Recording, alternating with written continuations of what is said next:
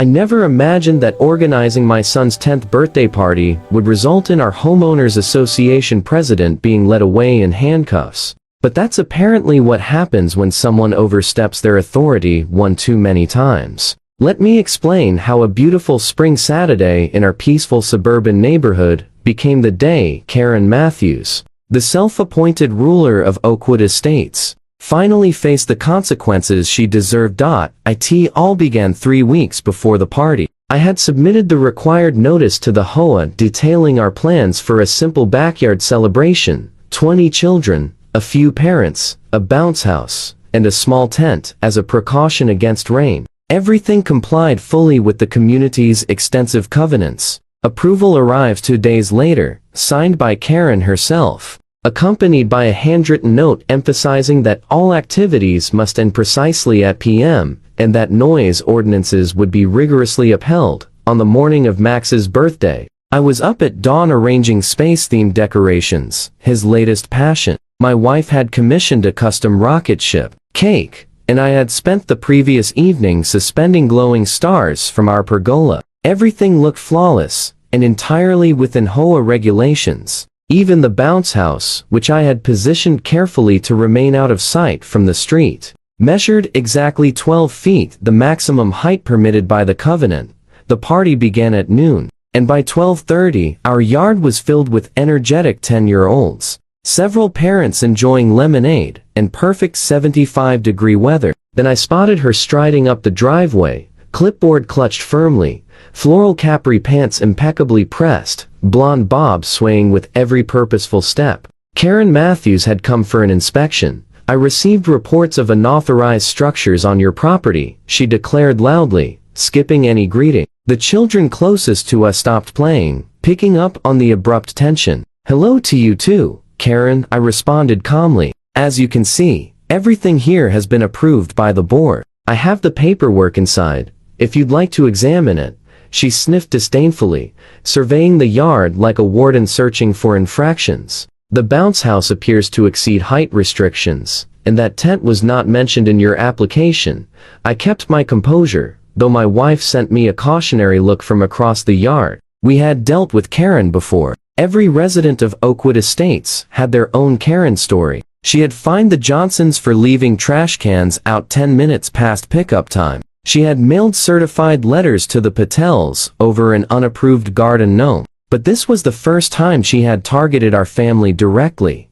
Actually, Karen, the bounce house is exactly 12 feet tall, well within guidelines, and the tent was listed in my diagram right here, I said, producing my copy of the approval from my back pocket. I had learned to carry documentation for exactly these situations. See, page 2, item 4, temporary shade structure, 10 by 10.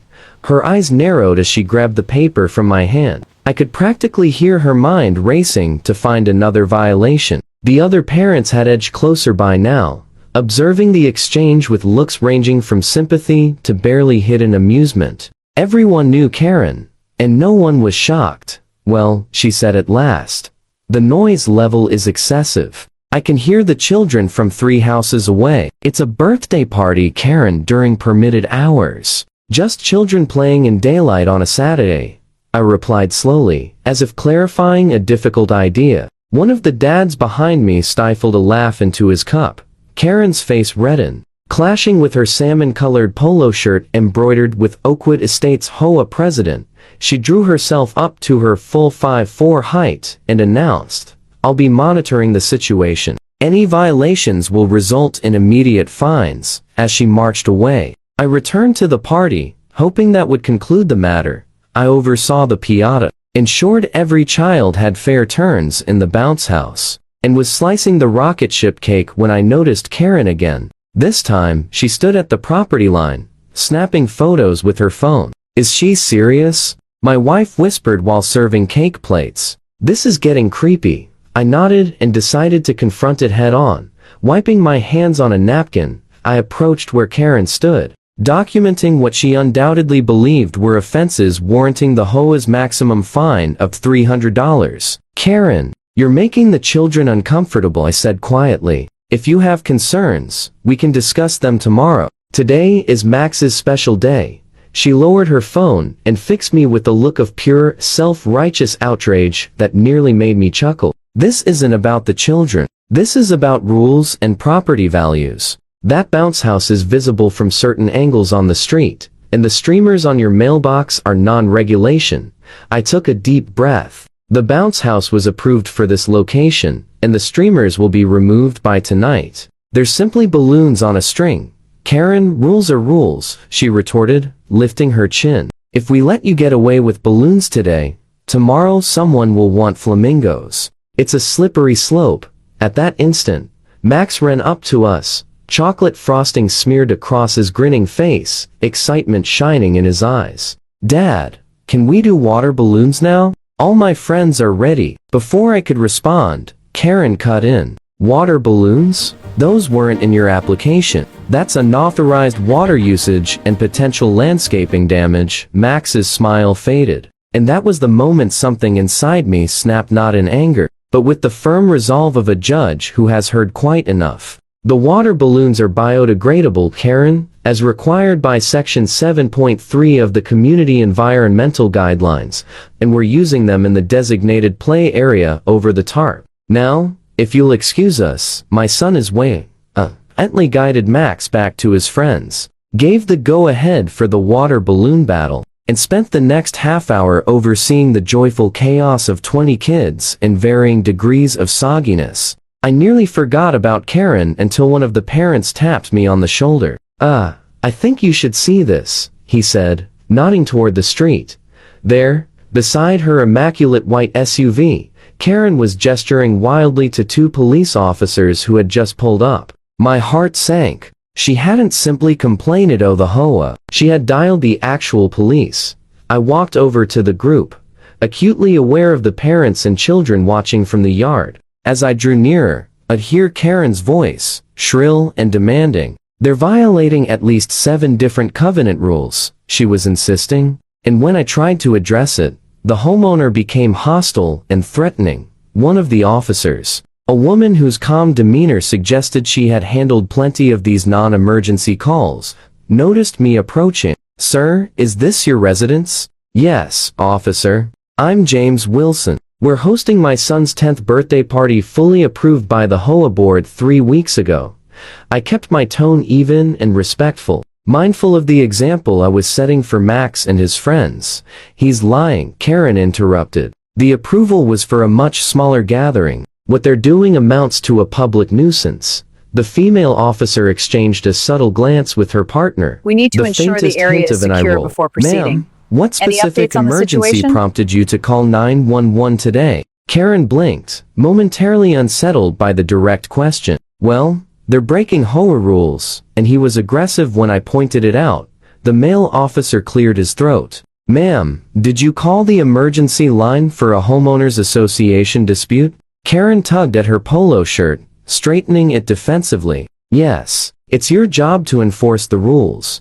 No, ma'am, the female officer replied firmly. It's not. Our job is to respond to emergencies. HOA disputes are civil matters. I watched Karen's expression shift from self-assurance to doubt, but he was hostile. I felt threatened. The officer turned to me. Sir, were you hostile toward this woman? No, officer, I answered. I simply asked her to let the children enjoy the party without being photographed or disrupted. We have all the required permissions for this event.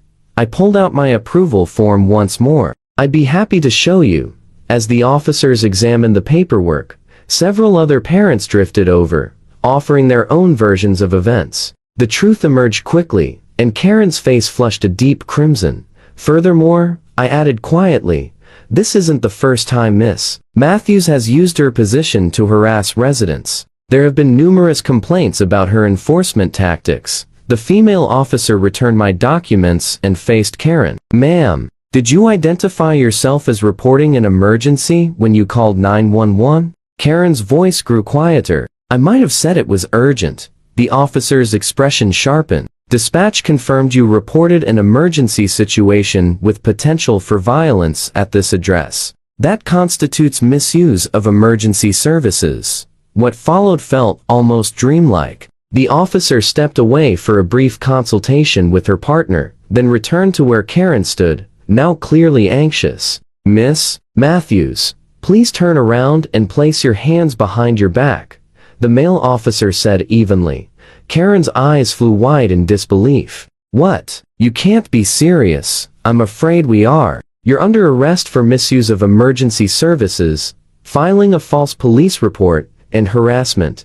As the officer read Karen her rights, I stood frozen, unable to process the scene. The party had ground to a complete stop, with children and adults alike staring as the HOA president was led to the cruiser, protesting vehemently about lawsuits and how this would never hold up. Let me go! Once Karen was secured in the back of the police car, the female officer came back to me. "Sorry for the interruption to your son's party, sir. Filing a false emergency call is a serious offense. She's facing a misdemeanor charge with potential fines up to $2,500 and possibly up to a year in jail, though that's unlikely for a first offense." After the police departed, taking a still indignant Karen with them, a hush fell over the backyard. Then one of the dads began a slow clap, and soon all the adults were laughing, while the kids buzzed with excited questions about whether the mean lady was really going to jail. The next day, I received an email from the HOA vice president. Karen had been immediately suspended pending an emergency board meeting. By the following week, she was permanently removed from her position, hit with a $1,000 fine for conduct unbecoming of a board member, and rumors spread that her high-end real estate firm had placed her on administrative leave because of the charges. When I spotted Karen a month later in the grocery store, she abruptly turned her cart and hurried down another aisle. She seemed diminished somehow, her usual bluster gone. Neighborhood gossip later revealed she had taken a plea deal, a $500 fine, 40 hours of community service, and 6 months of probation. The expression on her face the moment she realized that no one, not even the president of the Oakwood Estates HOA, was above the law is something I'll never forget.